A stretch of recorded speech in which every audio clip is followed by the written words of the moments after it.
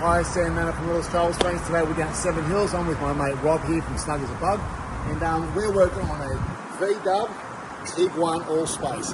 You know, the Tiguan is a 7-seater. Unfortunately, with the 7-seater, the third row, there are no anchor points in the third row. So we looked at putting maybe a shoulders to an Anchorage bar in the back, but doing that was a bit of a problem, especially when you've got 4 children.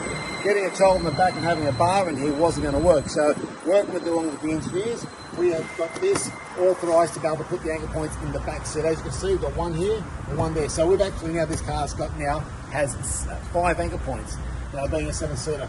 Now it does make it difficult when you have when you have 4 children, because when you've got the seat down low, it means the child's going to actually climb in the back. So 3 seats are in the middle row there, means it's going to take up space, there's no access to it. So it's really jumping in the back. Especially if you've got a pram in there, it's going to make things difficult. There's no easy way around it. But if this is the only car you have, and you've got 4 children, you need the additional anchor points, it's doable. And so you just got to work around it for the children jumping in the back. It does isolate in, but there's not much choice when you've got an SUV.